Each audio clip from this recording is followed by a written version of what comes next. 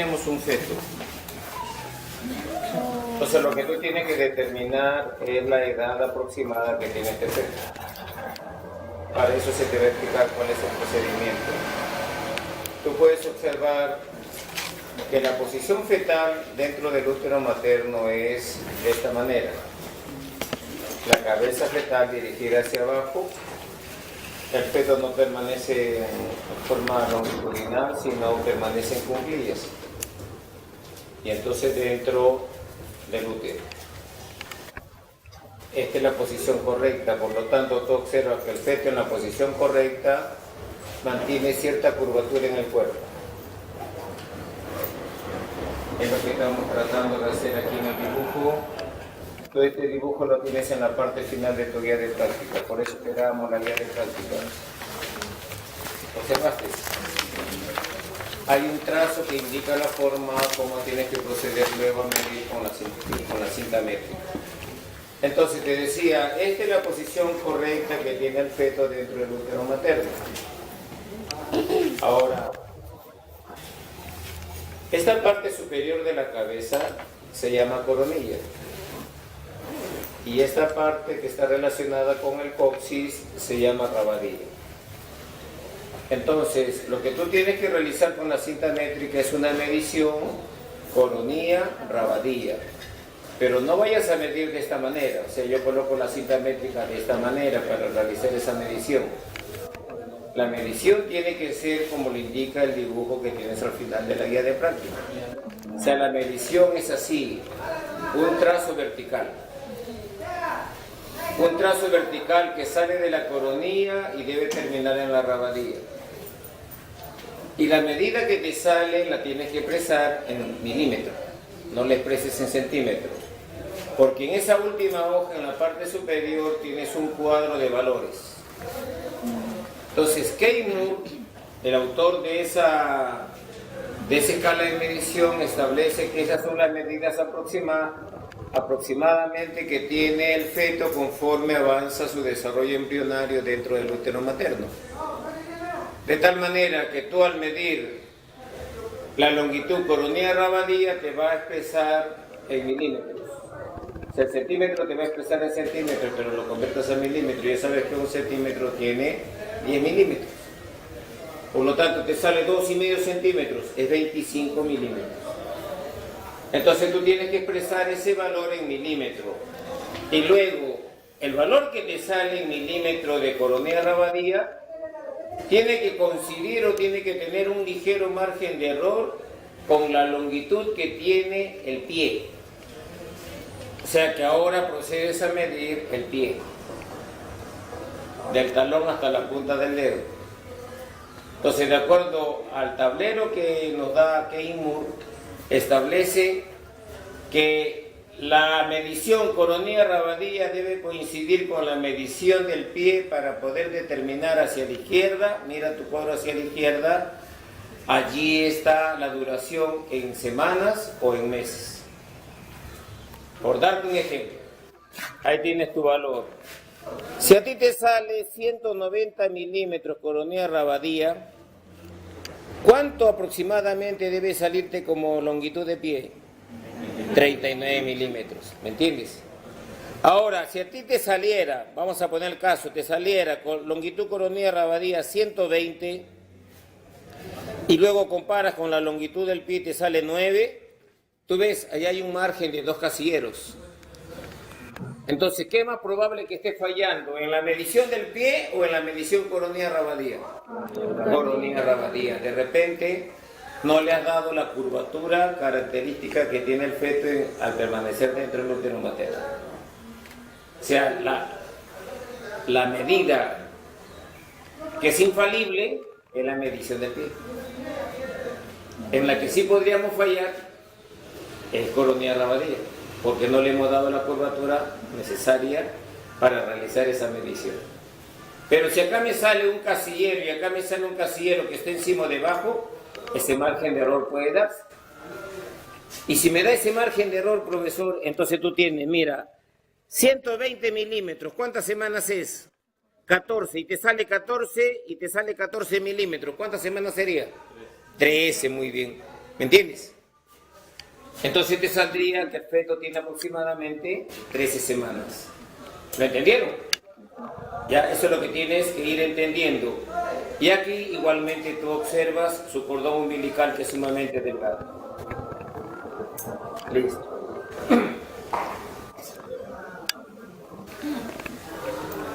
Luego vas a realizar la observación de la placenta. Como dice la teoría, la placenta se caracteriza porque tiene una forma discoidal. Ahí está el disco. Ahí está el disco más grande.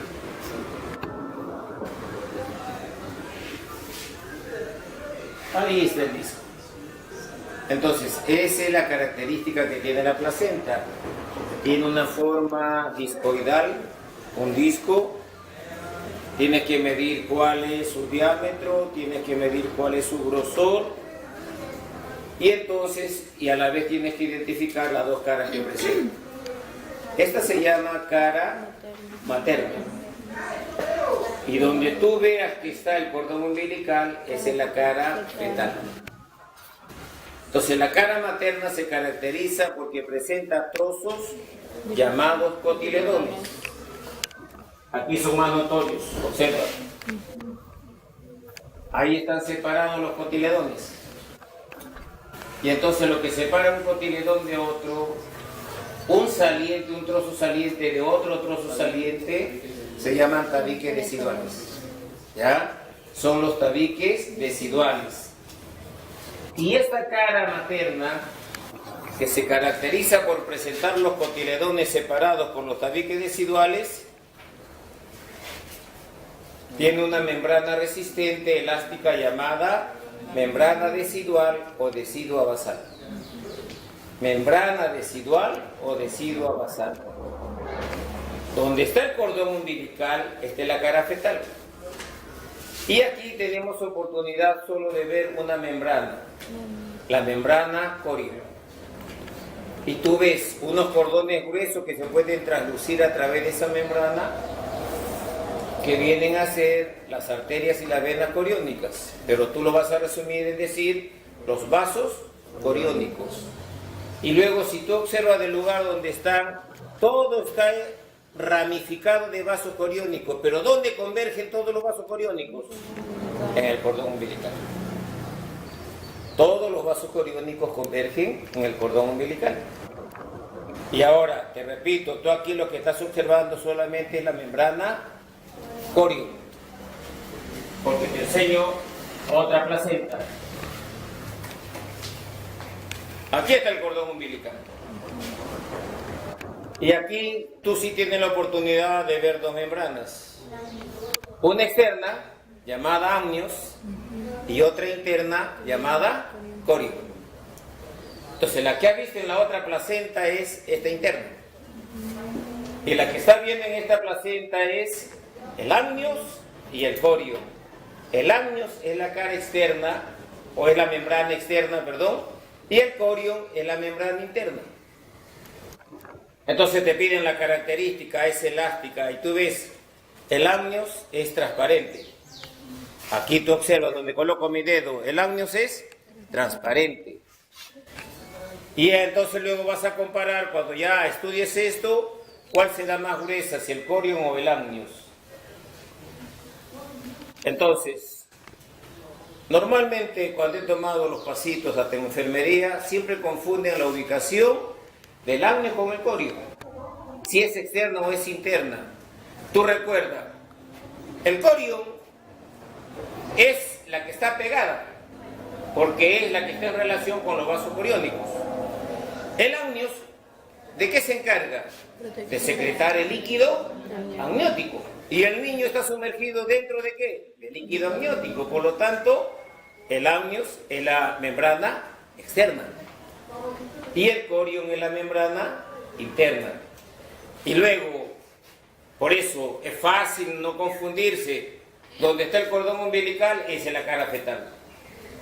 Y ahora se te enseñó, recordamos un poquito la teoría de la semana pasada. ¿Qué cara he representado acá? La materna, porque cada trozo es un cotiledón.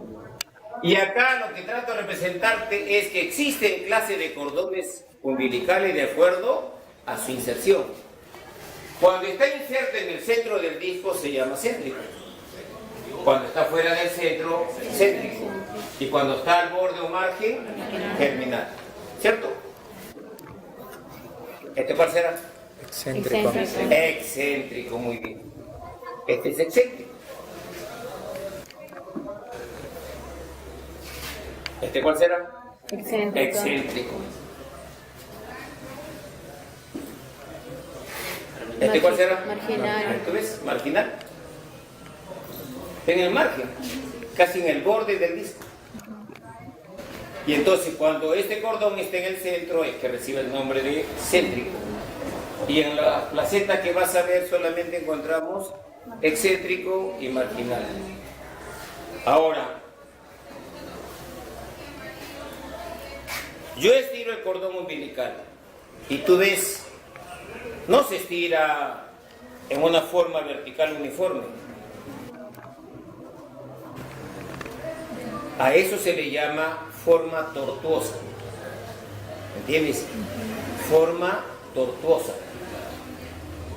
Porque tú ves, es de esta manera, a pesar que yo le estiro, aún sigue con esa característica.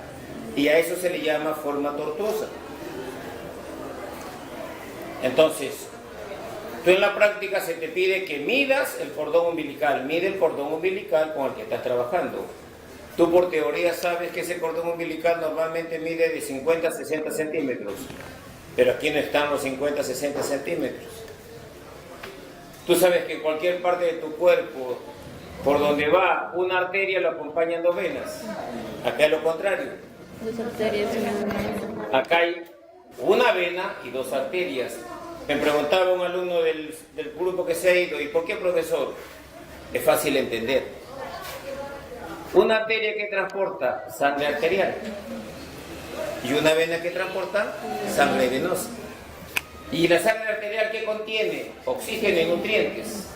Y la sangre venosa, anhídrido carbónico y desechos orgánicos. Entonces, el que el cordón umbilical tenga dos arterias significa de que va a llevar doble carga de oxígeno y doble carga de nutrientes. ¿Quién se va a favorecer con eso? El feto. Eso explica por qué en esa parte existen dos arterias y una vena, para favorecer de esa manera el intercambio nutricio materno-fetal y dar la opción a que el niño reciba la mayor cantidad de nutrientes de parte de la madre. Entonces, este cordón umbilical tiene forma tortuosa y tú del lugar donde estás puedes observar que de trecho en trecho vemos unos puntos negros. De trecho en trecho tú ves unos puntos negros. Esos puntos negros reciben el nombre de falsos nudos o nudos falsos. O sea, te da la apariencia que fuera un nudo, pero no lo es. ¿Qué cosa, profesor? Simplemente es sangre que se ha coagulado en los vasos sanguíneos internamente. Entonces, a esa característica que presenta el cordón umbilical se le da el nombre de falsos nudos o nudos falsos. Por lo tanto, el cordón umbilical se caracteriza por ser largo, por ser tortuoso, por ser elástico, por tener dos arterias y una vena, por estar recubierto externamente por un tejido gelatinoso llamado tejido mucoso de Wharton. Esas son las características que presenta. Y el ánus, que recubre externamente la cara fetal, también recubre externamente el cordón umbilical. En cambio, el corión, que recubre internamente la cara fetal, solo recubre la cara fetal de la placenta. ¿Entendieron? El corión solo está en la placenta. En cambio, el ánus se encuentra prolongado hasta el cordón umbilical. Entonces, lo que se te pide en tu guía de práctica es que describa las características que tiene la placenta, que mida su diámetro, que mida su grosor, que determine la característica que presenta la membrana llamada amnios, la membrana llamada corión. Y acá solo hay un trozo de la membrana llamada membrana decidual o decidua basal. que cuentes cuántos cotiledones hay. En este caso, no se ha logrado separar, como lo hemos mantenido, porque una de las últimas preguntas que se te hace en la guía, abre tu guía, lo que está referido en la placenta, porque una está referida a fetos y otra a placenta. Mira la última pregunta, ¿qué se te pregunta? Si la placenta con que estás trabajando es fresca o conservada. Entonces, acá lo que vamos a trabajar es conservada. En cambio, en enfermería sí tenemos la opción de trabajar con placenta fresca, como ahí las enfermeras trabajan en los hospitales. Entonces le hacemos el encargo, todos los días hay parturienta y luego nos traen la placenta. Y cuando tú coges una placenta fresca, es gelatinosa y es sangrante, o sea, cualquier cantidad de sangre. Entonces, en este caso, ahí lo que vas a contestar ahí es que todo van a ser placentas conservadas en formol. Placentas conservadas en formol.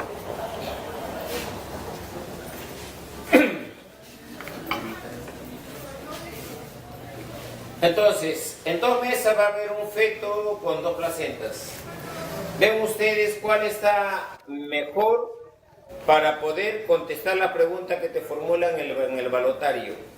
Y en un grupo le voy a poner esto es prestadita, le he podido conseguir este embrión, porque todavía ese embrión tú sabes que feto es a partir de 3 meses. Y este tiene 2 meses. Y aquí está el embrión, y aquí está la placenta, y ese cordón que tú ves es el cordón umbilical. Entonces, en una mesa lo voy a poner para que tenga la oportunidad de observar. ¿Ya? No lo vayan a sacar. Es prestadito en la Facultad de Medicina y me han hecho esa recomendación. Entonces tenemos acá, el que está hacia abajo es el embrión. Este cordón es la placenta, el cordón umbilical, y esto que está flotando es la placenta. Va a estar en una mesa de trabajo.